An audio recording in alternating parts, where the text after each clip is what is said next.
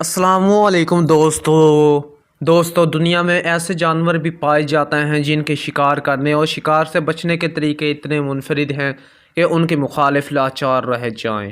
انہی میں سے چند کے بارے میں ہم آپ کو بتا رہے ہیں۔ نمبر 1، کیلیفورنین گلہری۔ اس چھوٹے سے جانور کو بہت سے بڑے مسائل کا سامنا کرنا پڑتا ہے۔ امریکہ میں کیلیفورنیا، مغربی اوریگون اور مغربی نیوڈا کے جنگلات اور چراگاہوں میں رہنے والے اس قسم کی گلہریوں کے لیے پتھریلے علاقے اور گہری وادیاں دونوں ایک جیسی ہیں، لیکن ان کے گھر کے کھلے ہوئے کی وجہ سے انہیں ہمیشہ شکار ہونے کا خطرہ رہتا ہے۔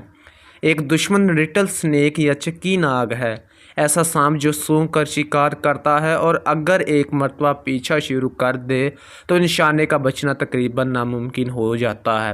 لیکن کیلیفورنین زمینی گلہری کے پاس اپنے دشمن کو بیوقوف بنانے کا ایک چالاک طریقہ ہے۔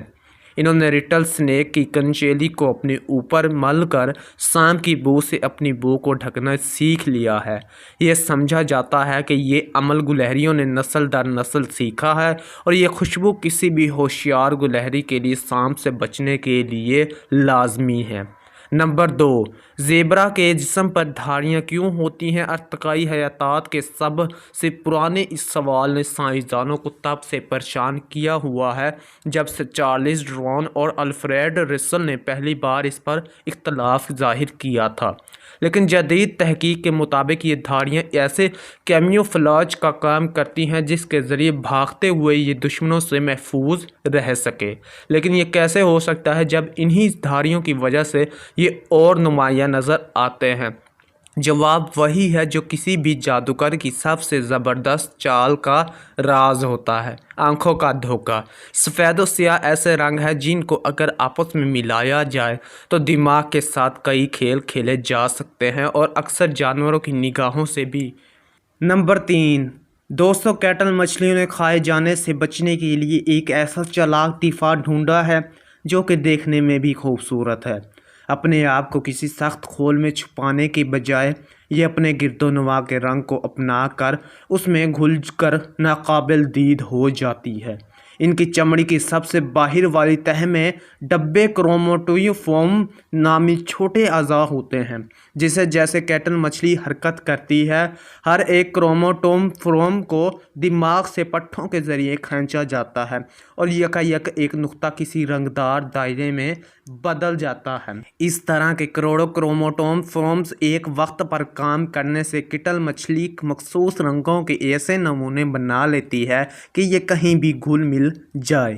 اس کے ساتھ ساتھ یہ شکل اور ساخت بھی اس قدر بدل سکتی ہے کہ ایسا لگتا ہے کہ یہ بالکل ہی غائب ہو گئی ہے۔ یہ تمام چالیں اور بھی حیران کن اس لیے ہے کیونکہ کیٹل مچھلی خود کوئی رنگ دیکھ ہی نہیں سکتی، تو اگر وہ یہ سارے رنگ دیکھ ہی نہیں سکتی جن کی یہ نقل کرتی ہے تو یہ ایسی درستگی سے کیسے کر لیتی ہے؟ ایک نئی تحقیق نے کیٹل مچھلی کا راز فاش کر دیا۔ ان کی کھال کی خلیوں میں اوپسن نام کا پروٹین ہوتا ہے جو آنکھ کے ریٹینا میں بھی پایا جاتا ہے، تو انہی روشنی پکڑنے والی سالموں کے ذریعے ان کی کھال خود رنگ دیکھ سکتی ہے، جس کی وجہ سے کہا جا سکتا ہے کہ یہ دنیا کی خوبصورت اور عقل مند ترین چمڑیوں میں سے ہے۔ نمبر 4، دوستو اگر کوئی جانور دیکھنے میں شیر لگے اور باقی بھی اس کو شیر ہی سمجھے تو ہو سکتا ہے آپ بھی یہ سوچیں، لیکن ضروری نہیں کہ ایسا ہی ہو۔ بوٹسوانا کے اوگوانون ڈیلٹا کے علاقے میں چند ایسی شیرنیاں رہتی ہیں جن کی گھنی عیال اور شیر کی طرح گرجدار دھار مخالفوں کو اکثر مغالطے میں ڈال دیتی ہیں۔ ان غیر معمولی شیرنیوں میں سے ایک مامیری ہے جو کہ دیکھنے اور سننے میں بالکل شیر تو لگتی ہے لیکن قطعی طور پر شیرنی ہے۔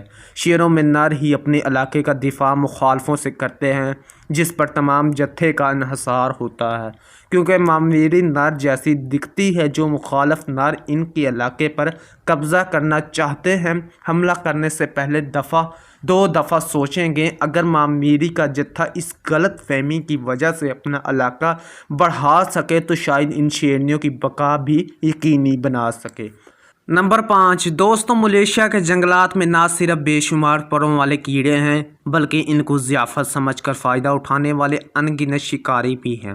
اس کا مطلب ہے کہ اگر ان کیڑوں نے کھائے جانے سے بچنا ہے تو ان کو بجلی جیسا تیز رفتار ہونا پڑے گا تاکہ یہ آسانی سے پکڑے نہ جا سکیں، لیکن شکاریوں کے جبڑوں سے بچنے والے یہ کیڑے ان خوش رنگ پھولوں سے بھی دور نہیں رہ سکتے جن کے زرگل اور رس کو یہ بہت پسند کرتے ہیں، اور کڈ مینٹس نے اپنے پورے جسم کو ایک خوبصورت اور پرفریب بیس میں ڈھک رکھا ہے۔ پھول کی مانند روپ اختیار کر کے اپنی تیز نظر اور مہلک ضرب کے ساتھ یہ مینٹس دنیا کے چالاک اور خطرناک ترین شکاریوں میں سے ہیں، لیکن اس جیلی پھول میں اور بھی خصوصیات ہیں۔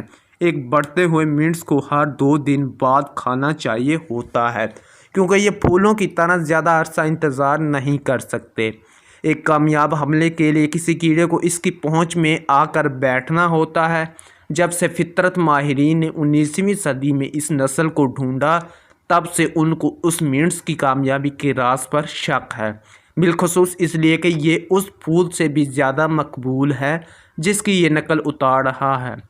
سائنسدانوں نے اب سمجھا ہے کہ یہ نقل کے مقابلے میں بھی کئی گنا آگے ہے، چونکہ ایک پھول کی شوخی کی کشش سے کیڑے کو کھینچے چلے آتے ہیں۔ یہ مینٹس اصلی پھول کی نسبت نہ صرف اپنی شکل مزید دلکش بنا لیتا ہے بلکہ رنگ بھی مزیدار چمکدار کر لیتا ہے۔